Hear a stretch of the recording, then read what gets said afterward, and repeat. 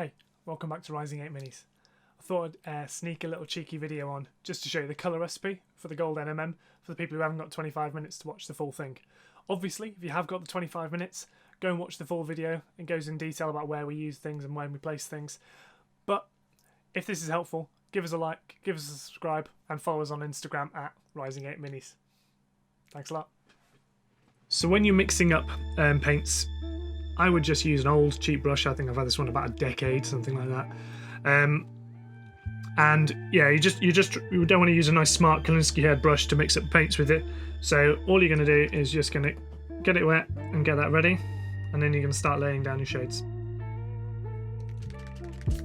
Make sure you paint, shake it all before you get going.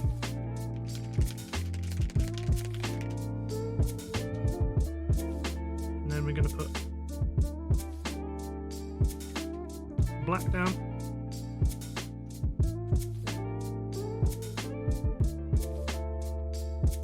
So red oxide.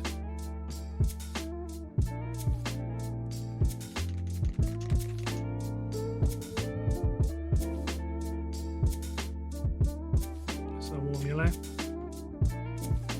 Watch out for those bits.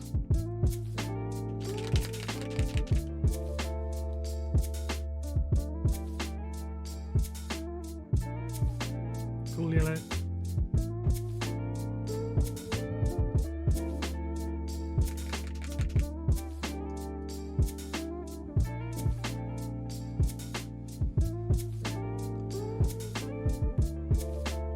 I'm going to start and take my red oxide. The point is you want to get quite a lot on there, build up a nice little pool of paint, because you're going to use this as basically the body of your paint for later on. You can come back to it obviously. Just want to build that up, and you see the consistency.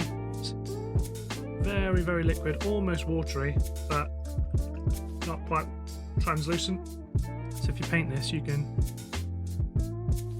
see there. Almost translucent if you keep washing and washing and washing. So we're just gonna, for our first stage,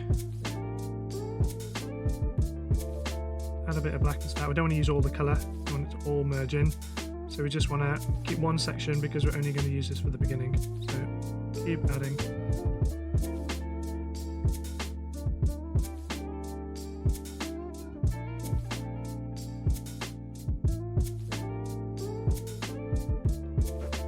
Until you've got the shade that you really want to go for.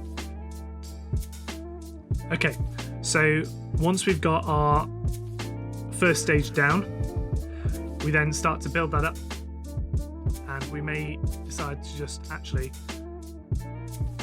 just use a little bit of red oxide, and we'll just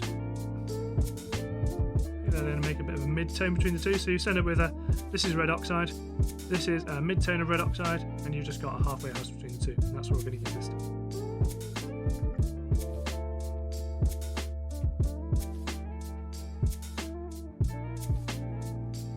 Okay, on to our next stages. We want to try and make that red oxide a little bit brighter. So I'm just going to take a little bit of our warm yellow, and we're going to mix that in.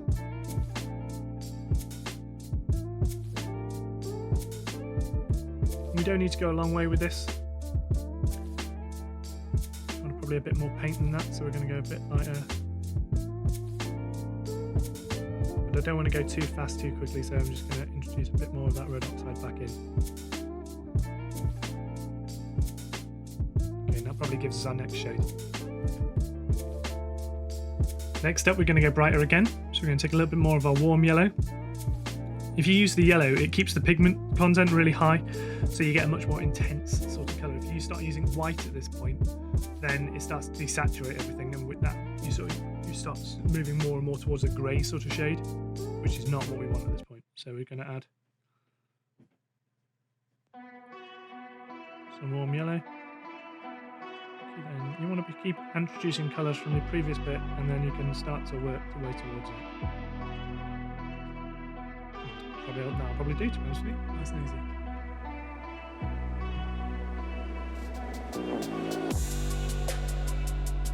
So once we're at this point, we can add a little bit more and see what this looks like, but we may have to start moving on from warm yellow.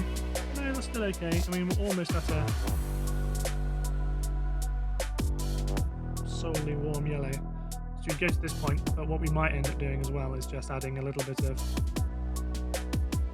cool yellow in some mix as well.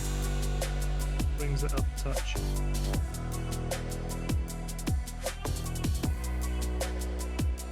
So if at any point you think, oh, that's a bit deep, you can always go back to one of your previous pools of colour, which is why it's important to have slightly larger pools of colour. You can knock it back down slightly again as well.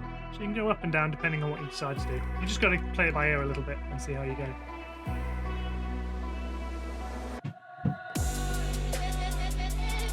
So we're moving towards the final highlights now. So we're going to add a large dollop of cool yellow. Okay, that'll pretty much be our final tones lay on top, with the exception of a really fine small one, which is really millimeters of space on the model. And for that, we're going to add in a touch of white. Now, you'll see what I mean by the desaturation at this point, which is why you've got to be really careful how you use this. If you use too much of it, it just makes the whole model look sort of milky, and you lose your effect. So you only want to use this for the very final highlights. And then maybe for your last little bits touching up, or maybe edge highlighting, you might add up almost pure white with a touch of yellow. And that's it. So you can see at this point you've got a nice gradient for the colours. So if you were to just smooth those together, you get a